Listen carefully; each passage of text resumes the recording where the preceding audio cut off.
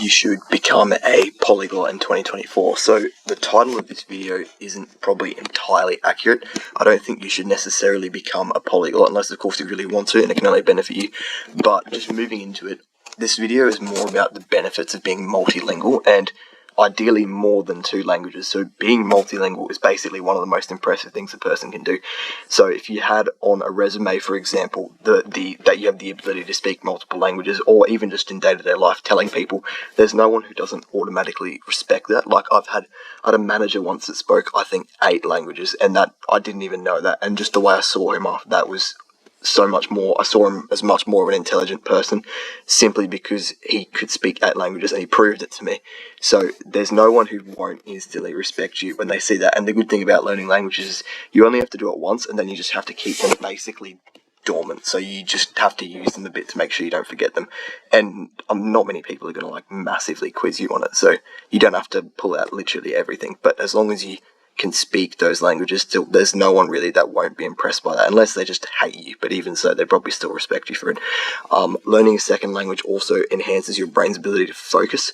So something, I've mentioned it before, but there's a book called Deep Work by Cal Newport that I'm reading, and it's excellent for productivity. And basically it's hard to explain it in a nutshell, but it's a very good book you should read for dealing with productivity and creating stuff and using your time as effectively as possible. And one of the principles of that book is focus. How much you can focus on a task is going to basically, it's a factor in play that's going to increase how much you can produce. So it's possible for someone to produce in a day what others produce in a week simply through focus. Even though they might be investing way less actual time, the amount they're focusing that time makes that time more valuable. So learning a second language enhances your brain's ability to focus, which is extremely good for learning other things, and it will just make you more intelligent overall. And just, I probably haven't done the focus thing enough justice. It's so important to be able to focus on stuff, like just sitting down and doing work and then, you have to get up and walk around and do other stuff.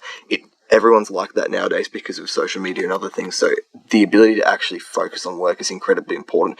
And I have noticed after I've learned another language, I'm so much more focused on stuff, like because my brain is developed in that way that it needs to do that now to learn a language.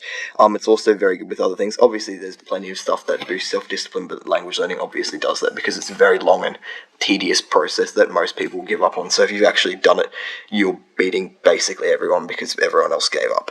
And it also teaches you self-achievement. They're not really things that we get taught or told to set our own goals and achieve them. You're mostly given a goal and then taught how to achieve it. So this is kind of the opposite, but I think that's really important because everyone's life is so unique. And so if you have a goal you're working on, there's not really someone after school to kind of tell you what to do and get you to do it. So you do need to learn that ability of setting yourself goals and achieving them and having that integrity to go through and do it, not just say you're going to and stop, which is I think how most people are. And language learning is very good for that because you've done this massive thing, so after that a lot of things are a lot easier to achieve. It also unlocks the ability to travel easily. This one does kind of get trashed a little bit because people say you can travel without knowing the language of the place you're going to, and that's definitely true. You definitely can travel without knowing the language of the place you're going to, but you're also experiencing it at a fraction of its potential. Like imagine coming to, I live in Australia for example, imagine coming to Australia or any English speaking country and not speaking English. Like if you've not in a rude way or anything, but when you see people that come to these countries and don't speak English, you often see the kind of difficulties they get into, like trying to get stuff. And obviously in other countries it might be a little bit easier because English is such a popular language, but it's still, that's kind of what you are in other countries. You can't experience it to the fullest extent. And imagine coming to Australia and not being able to speak English. You just wouldn't be able to experience Australia to the extent that Australia is in the world. So I think learning the language of the country you're going to is very important. And the good thing about learning another language is because they're all connected with one way or another. You can actually read parts of other languages as well. That's not something that gets talked about much.